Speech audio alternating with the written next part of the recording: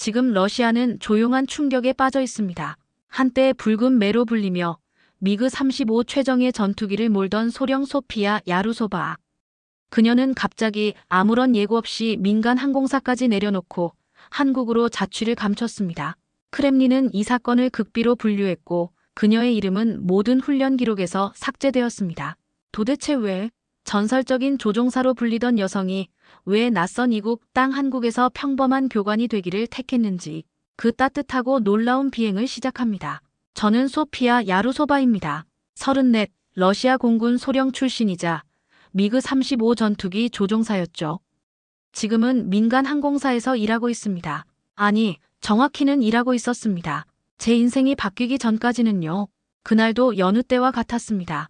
조종석에 앉아 이륙 준비를 하고 있었죠. 체크리스트를 확인하는 순간 또 시작됐습니다. 귓가에 맴도는 환청. 소피아, 돌아오지 마. 하늘은 우리 무덤이야. 아버지의 목소리였습니다. 12살 때 잃었던 아버지. 전투 훈련 중 실종되었다는 짧은 통보만 받았죠. 손이 떨리기 시작했습니다. 엔진 스로틀을 잡은 손가락 끝에서부터 온몸으로 퍼져나가는 떨림. 이마에 송골송골 맺히는 땀방울. 기장님, 괜찮으세요? 부기장의 목소리에 정신을 차렸습니다. 괜찮다고 대답했지만 괜찮지 않았죠. 6개월 전 공군에서 민항으로 전직한 이유가 바로 이 불안 때문이었으니까요. 활주로를 달리기 시작하는 순간 눈을 감았습니다. 기계적인 동작으로 비행기를 이륙시켰지만 마음은 이미 무너져 내리고 있었습니다. 복귀 후 회사에서 연락이 왔습니다. 기체 정비 출장으로 한국 인천공항에 일주일 체류하라는 지시였습니다. 언제나처럼 받아들였죠. 어쩌면 잠시 러시아를 떠나는 게 좋을지도 모른다는 생각이 들었습니다. 인천에 도착했을 때 처음 느낀 건 활주로의 질서와 평온함이었습니다. 모스크바 공항의 긴장감과는 달랐습니다. 창밖으로 보이는 정비사들의 움직임에는 효율성 외에도 뭔가 다른 것이 있었습니다. 사람을 배려하는 움직임이랄까요? 공항에 발을 딛는 순간 이상하게도 제 어깨에서 무게가 조금 덜어지는 느낌이 들었습니다. 마치 한국의 공기가 제 오래된 공포를 누그러뜨리는 것 같았죠. 말도 안 되는 생각이지만 그때는 그렇게 느껴졌습니다. 탑승구를 빠져나와 정비소로 향하는 길, 러시아에서의 지위와 권위를 뒤로하고 외국인으로서 낯선 곳에 서 있는 제 모습이 아이러니하게 느껴졌습니다. 세계 강대국 러시아의 군인이었던 제가 이제는 한국의 땅에서 무언가를 배우러 왔다니요. 처음 비행기에서 내렸을 때부터 저는 느꼈습니다. 이곳의 공기가 달랐어요. 모스크바의 차갑고 무거운 공기와는 달리 인천의 공기는 뭔가 부드럽고 포근했습니다. 사람들의 눈빛도 달랐죠. 러시아에서는 모두가 경쟁자처럼 느껴졌지만 이곳에선 사람들이 서로를 존중하는 느낌이었습니다. 저녁이 되자 하늘은 붉게 물들었습니다. 숙소 창가에 서서 낯선 도시의 일몰을 바라보며 생각했습니다.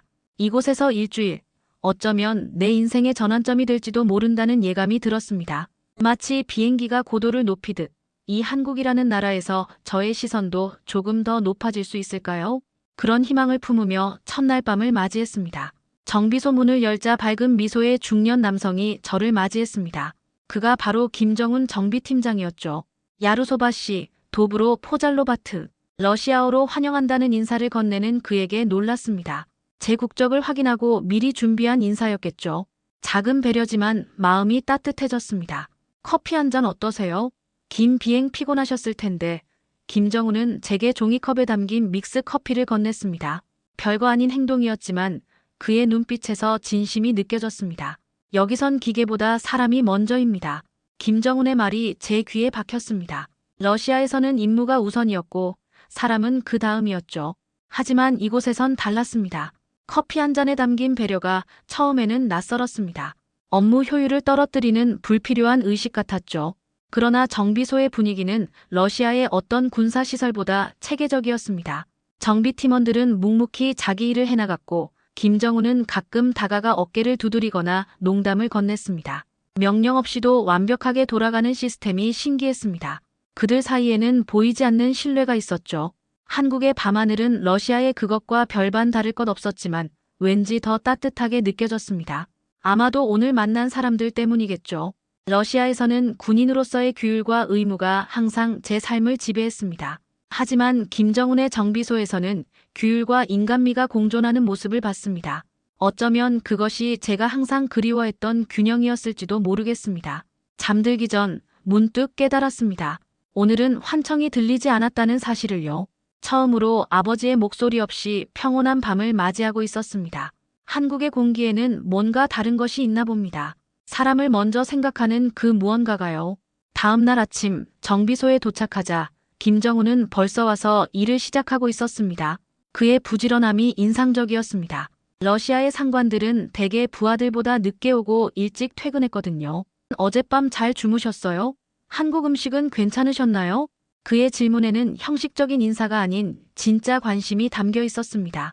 그런 관심이 처음에는 낯설었지만 점차 편안하게 느껴졌습니다. 마치 오래 입었던 딱딱한 군복을 벗고 부드러운 평상복을 입은 느낌이었달까요? 정비소에서의 일은 생각보다 즐거웠습니다. 김정우는 제게 한국의 항공 정비 시스템을 자세히 설명해 주었고 저는 러시아의 방식과 비교하며 많은 것을 배웠습니다. 기술적인 차이보다 더 눈에 띄는 건 일하는 분위기였습니다. 여기서는 실수해도 질책받지 않고 오히려 함께 해결책을 찾아가는 협력의 문화가 있었죠. 다음 날 김정우는 뜻밖의 제안을 했습니다.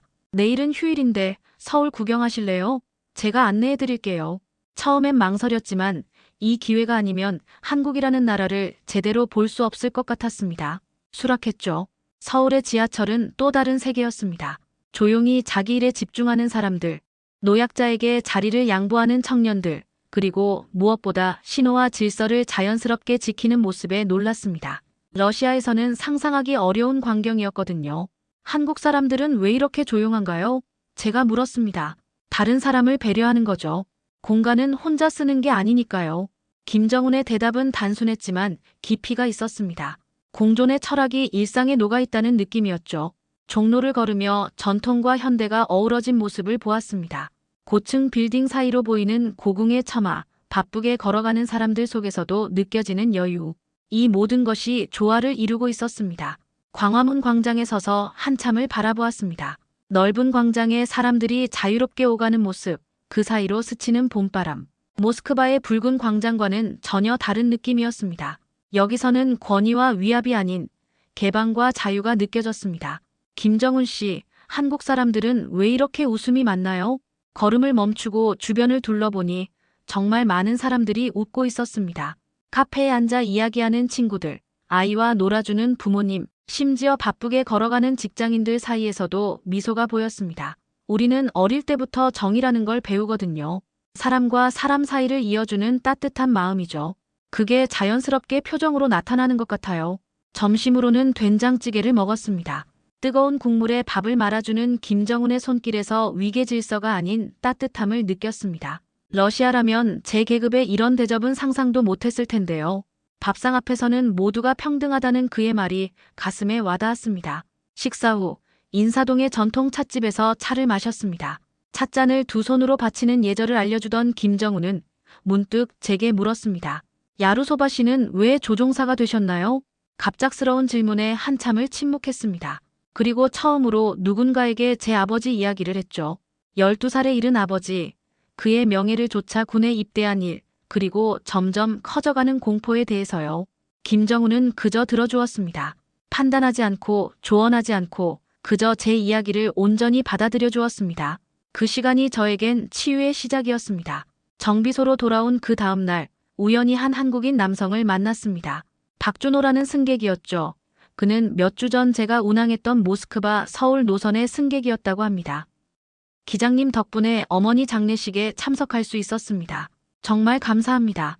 박준호의 말에 처음엔 당황했습니다. 제가 한 일은 그저 비행기를 운전한 것뿐인데요. 그는 갑작스러운 어머니의 부고 소식을 받고 급히 티켓을 예매했다고 했습니다. 악천후 속에서도 정시 운항을 위해 노력했던 그날, 제가 모르는 사이에 누군가의 인생의 중요한 순간을 연결해주고 있었던 거죠. 어머니께서 생전에 손수 만드신 나무 조각상입니다. 기장님께 드리고 싶어요. 박준호가 건넨 작은 나무 비행기를 받는 순간 눈물이 흘렀습니다. 처음으로 깨달았습니다. 비행은 단순한 이동 수단이 아니라 사람과 사람을 이어주는 다리라는 것을요. 제가 하는 일이 누군가에게는 그토록 중요한 의미를 가질 수 있다는 사실에 가슴이 뭉클했습니다. 작은 나무 비행기를 손에 쥐고 생각했습니다. 어쩌면 저는 지금까지 비행의 진정한 의미를 모르고 있었는지도 모릅니다. 군대에서는 비행이 임무와 의무였고 민항에서는 단순한 직업이었습니다. 하지만 박준호에게 제 비행은 어머니와의 마지막 순간을 연결해준 소중한 다리였던 거죠. 창밖으로 보이는 별들을 바라보며 아버지를 생각했습니다. 그도 비행의 이런 의미를 알고 있었을까요? 아니면 저처럼 군인으로서의 의무만을 생각했을까요? 갑자기 알고 싶어졌습니다. 아버지가 하늘을 날았던 진짜 이유를요. 밤이 깊어갈수록 제 마음속에서는 뭔가가 바뀌기 시작했습니다. 꽁꽁 얼어붙었던 감정의 얼음이 조금씩 녹아내리는 느낌이었죠. 한국에서 만난 사람들의 따뜻함이 저를 변화시키고 있었습니다. 다음 날 아침 정비소에서 박준호의 이야기를 김정훈에게 들려주었습니다. 어쩐지 그에게 제 감정을 공유하고 싶었거든요. 러시아에서라면 절대 하지 않았을 행동입니다. 그곳에서 감정을 드러내는 건 약점을 보이는 것과 같았으니까요. 기계를 다루는 일이지만 결국은 사람을 위한 일이잖아요. 그걸 잊지 않는 게 중요한 것 같아요. 김정훈의 말이 제 가슴을 파고들었습니다. 맞아요. 비행은 기계를 다루는 일이지만 그 목적은 사람을 위한 것이었습니다. 제가 잊고 있었던 진실이었죠. 나무 비행기를 손에 쥐고 김정훈에게 이 이야기를 전했습니다. 그는 잠시 생각에 잠기더니 말했습니다. 내일 한 분을 만나보시면 좋겠네요. 다음 날 김정훈이 소개해준 사람은 최대령이라는 퇴역 한국 공군이었습니다. 이른이 넘은 노인이었지만 그의 눈빛은 여전히 선명했습니다. 야루소바, 미하일의 딸인가? 최대령의 질문에 온몸이 굳었습니다. 어떻게 제 아버지를 아시냐는 물음에 그는 30년 전 한러 군사 교류 프로그램에서 제 아버지와 함께 훈련받았다고 했습니다. 내 아버지는 영웅이었다. 마지막 순간까지 사람을 먼저 생각했지. 최대령은 제가 알지 못했던 아버지의 이야기를 들려주었습니다. 훈련 중 발생한 사고로 2명의 조종사가 위험에 처했을 때 아버지는 자신의 안전을 뒤로하고 동료를 구했다고요. 그 과정에서 실종되었던 겁니다. 내 아버지는 절대 하늘에서 죽기를 두려워하지 않았어. 오히려 그것을 자랑스러워했지. 평생 의문이었던 아버지의 최후를 알게 된 순간 제 마음속 무거운 짐이 조금 가벼워졌습니다. 하늘이 아버지의 무덤이 아니라 그의 명예가 살아있는 곳이라는 것을 알게 된 거죠. 최대령의 이야기를 들으며 눈물이 흘렀습니다. 어린 시절부터 상상해왔던 아버지의 최후가 제가 생각했던 것과는 완전히 달랐습니다. 그는 두려움에 떨며 죽어간 것이 아니라 용기와 희생으로 마지막 순간을 맞이했던 것이죠. 내 아버지가 한국에 왔을 때 우리는 서로 다른 나라의 군인이었지만 금세 친구가 되었단다. 그는 항상 말했어. 최대령, 우리가 나라는 다르지만 같은 하늘을 나는 사람들이야 라고.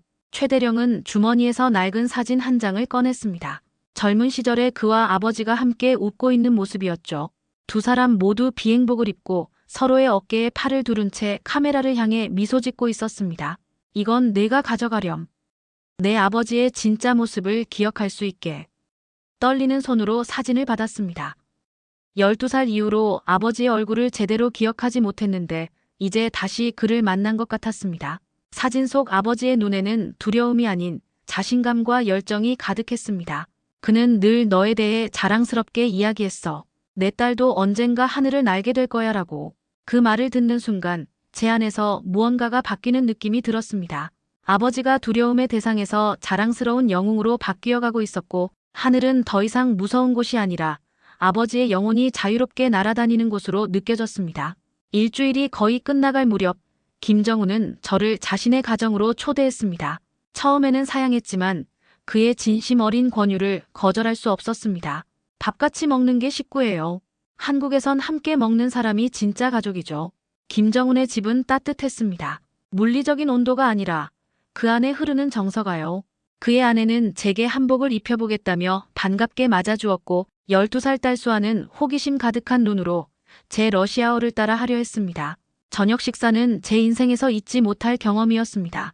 상다리가 부러질 듯한 음식들, 그 중에서도 김치찌개와 불고기가 특히 맛있었습니다. 하지만 음식보다 더 인상적이었던 건 식사 방식이었습니다.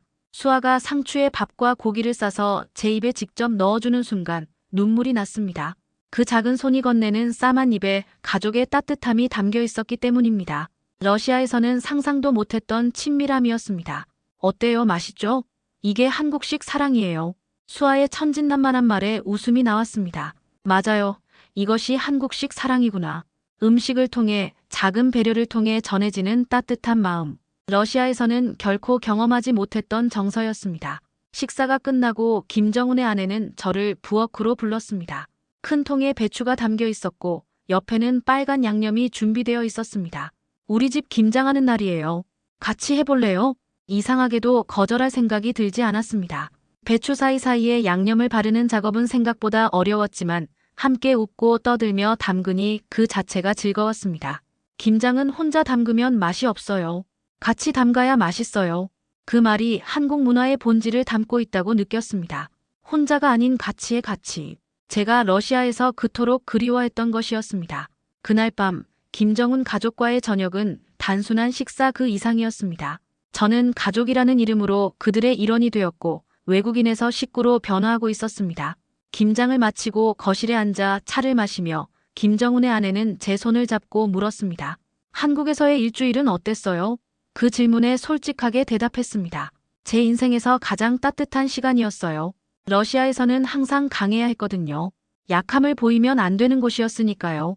하지만 여기서는 그냥 소피아로 있어도 괜찮다는 걸 느꼈습니다. 그날 밤 잠들기 전 처음으로 마음이 평온했습니다. 아버지의 환청도 없었고 비행에 대한 두려움도 잠시 잊을 수 있었습니다. 제 마음속에서 무언가가 조금씩 자라나고 있었습니다. 한국에서의 시간이 길어질수록 그 무언가는 더 분명해졌죠. 러시아로 돌아가야 할까? 아니면 이곳에 남을 방법을 찾아볼까? 그 생각이 자꾸만 머릿속을 맴돌았습니다. 잠자리에 들며 창밖을 바라보았습니다. 서울의 밤하늘에 별들이 빛나고 있었고 그 별들은 제가 러시아에서 보던 것과 똑같았습니다. 하지만 이상하게도 더 밝고 따뜻하게 느껴졌죠. 어쩌면 그건 제 마음의 변화 때문이었을지도 모릅니다. 귀국을 앞둔 마지막 날 핸드폰이 울렸습니다. 러시아에서 온 전화였죠. 복귀 명령과 함께 새로운 비행 일정이 잡혔다고 했습니다. 그런데 같은 날 김정은이 제안을 해왔습니다. 우리 항공교육센터에서 교관으로 일할 생각 없으세요? 당신의 경험이 우리 학생들에게 큰 도움이 될 겁니다.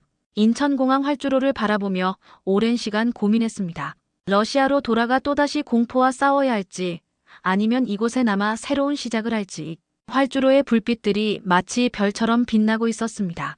그런데 마음은 쉽게 정해지지 않았습니다. 정말 가능한 걸까? 세상 누구보다 빠르고 정확하게 결정을 내려야 했던 조종사가 지금 이 짧은 선택 하나를 두고 이렇게 오래 망설였지만 문득 깨달았습니다. 이제는 하늘이 두렵지 않다는 것을요. 오히려 그곳에 의미를 실어 나르고 싶다는 열망이 생겼습니다. 러시아로 돌아간다면 무엇이 기다리고 있을까요? 또다시 공포와의 싸움, 위계 질서와 명령에 따른 삶. 그리고 여전히 저는 소령 야루소바로 불릴 테죠. 하지만 한국에 남는다면 여기서는 단순히 소피아로 한 인간으로서 존중받을 수 있을 것 같았습니다. 최대령의 말이 떠올랐습니다. 내 아버지는 사람을 먼저 생각했다. 그리고 김정은의 말도요. 여기선 기계보다 사람이 먼저입니다. 저는 공항 벤치에 앉아 나무 비행기를 손에 쥐고 있었습니다. 이 작은 조각상이 제게 전해준 메시지가 있었습니다. 비행은 단순한 이동이 아니라 인생의 순간들을 연결하는 다리라는 것. 그리고 저는 그 다리를 놓는 사람이 되고 싶었습니다. 용기를 내어 김정은에게 전화했습니다.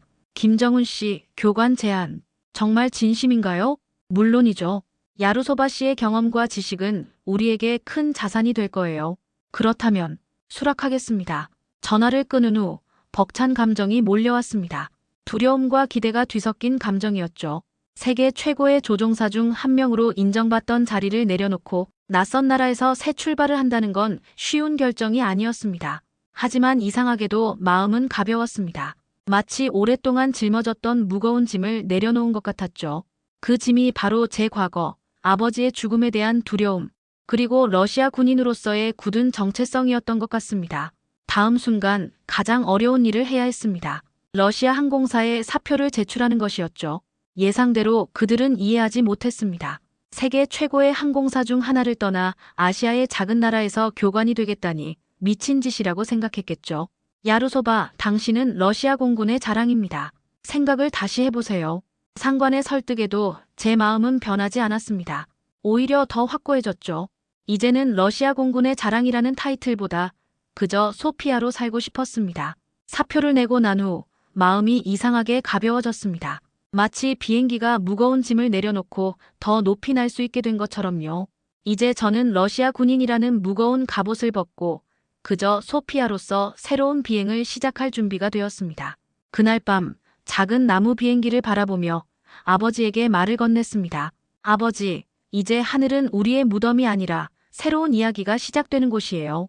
김정은에게 제 결정을 알렸을 때 그는 진심으로 기뻐해 주었습니다. 비자 문제부터 숙소, 교관 자격증까지 모든 것을 도와주겠다고 했죠. 그의 배려에 다시 한번 감동했습니다. 한국에 오신 건 운명이었나 봐요. 우리나라에 당신 같은 분이 필요했거든요. 김정은의 말에 웃음이 나왔습니다. 운명이라. 어쩌면 정말 그럴지도 모릅니다. 제가 한국행 비행기에 탑승했을 때는 일주일 출장이라고만 생각했는데 이제는 인생의 방향이 완전히 바뀌었으니까요. 한 달 후 저는 항공교육센터에서 첫 수업을 했습니다.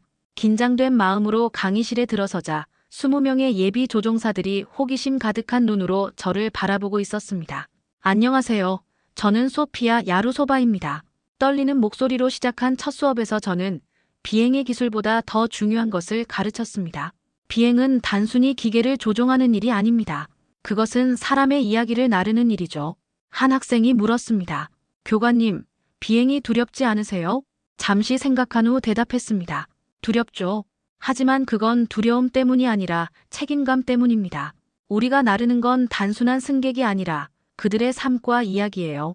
수업이 끝난 후 활주로를 걸으며 하늘을 올려다봤습니다. 이제 그곳은 아버지의 무덤이 아니라 제 이야기가 시작되는 곳이었습니다. 한국에서의 새로운 삶은 생각보다 쉽지 않았습니다. 언어 장벽, 문화적 차이, 때로는 외국인이라는 시선들.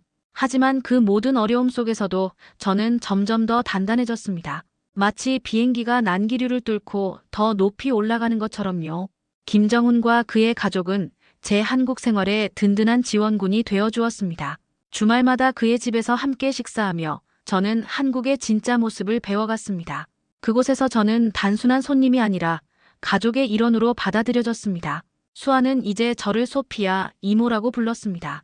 그 호칭이 주는 친근함과 소속감이 좋았습니다. 러시아에서는 항상 계급이나 성으로 불렸는데 이제는 가족 같은 친밀한 호칭으로 불리는 것이 따뜻했습니다. 교육센터에서는 제 경험이 학생들에게 특별한 가치를 지니는 것 같았습니다. 러시아 공군 출신의 여성 조종사라는 독특한 배경 덕분에 학생들은 항상 제 이야기에 귀 기울였죠. 저는 그들에게 기술만이 아니라 비행의 진정한 의미와 책임감을 가르치려 노력했습니다. 여러분, 조종석에 앉으면 우리는 단순한 운전사가 아닙니다. 우리는 누군가의 소중한 순간을 책임지는 사람들이에요.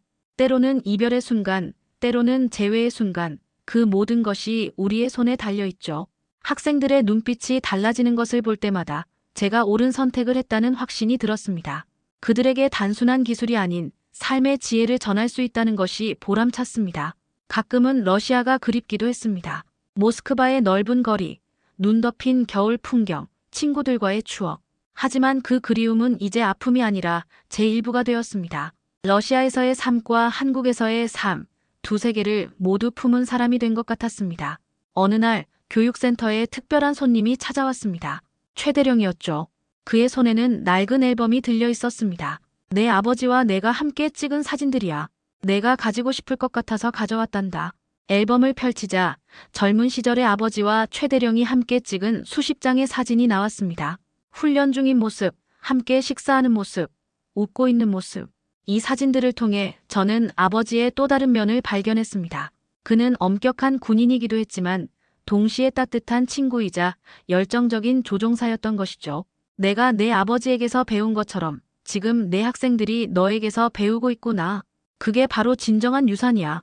최대령의 말에 가슴이 뭉클했습니다. 맞아요. 저는 이제 아버지의 유산을 이어가고 있었습니다. 하지만 더 이상 그의 그림자가 아닌 제 자신의 방식으로요. 교육센터에서 수업을 마친 후 종종 인천공항 활주로 근처의 벤치에 앉아 이륙하는 비행기들을 바라보곤 했습니다. 예전엔 공포로 다가왔던 그 광경이 이제는 희망으로 보였습니다. 각각의 비행기 안에는 저마다의 이야기를 가진 사람들이 타고 있고 그들은 모두 어딘가로 향하고 있었습니다. 그것이 제가 이제 비행에서 보는 의미였습니다. 학생 중 한 명이 첫 솔로 비행을 마치고 돌아와 제게 물었습니다. 교관님, 제가 하늘에서 느낀 자유로움, 이게 비행의 본질인가요? 그 질문에 미소 지으며 답했습니다. 자유도 중요하지만 더 중요한 건 연결입니다. 하늘과 땅, 이별과 만남, 과거와 미래를 잇는 다리가 바로 우리가 하는 일이에요. 전투기보다 더 높은 곳에서 찾은 행복, 그건 사람 안에 있었습니다. 한국이라는 나라는 제 상처를 의미로 바꿔주었고 공포를 희망으로 변화시켰습니다. 이제 저는 매일 아침 창문을 열어 하늘을 바라봅니다. 더 이상 악몽이나 환청에 시달리지 않아요. 그 자리에는 새로운 꿈과 희망이 자리 잡았습니다. 그리고 그 변화는 모두 이곳 한국에서 만난 사람들 덕분이었습니다. 김정은의 말이 떠올랐습니다. 여기선 기계보다 사람이 먼저입니다. 그 말이 제 인생의 모토가 되었습니다. 이제 저도 학생들에게 같은 말을 전하고 있으니까요. 저는 아직도 하늘을 납니다. 이제는 누군가의 소중한 사연과 함께요. 그리고 매일 밤 그 작은 나무 비행기를 보며 생각합니다. 우리는 모두 누군가의 이야기를 나르는 조종사라는 것을요. 전투기보다 더 높은 곳에서 찾은 행복 그 중심에는 사람, 사랑, 그리고 따뜻한 한 그릇의 밥상이 있었습니다. 소피아는 이제 더 이상 임무 수행자가 아닌 사람의 이야기를 실어 나르는 비행교관이 되었습니다. 하늘은 그녀에게 두려움이 아닌 희망의 공간이 되었죠. 오늘도 누군가의 인생을 실어 나르며 그녀는 조용히 그러나 단단히 날아오릅니다. 이 이야기가 마음에 닿았다면 구독과 좋아요로 응원해주세요. 당신의 한 번의 클릭이 또 한 사람의 비행을 시작하게 합니다. 다음 이야기에서도 따뜻한 하늘 아래에서 다시 만나요. 감사합니다.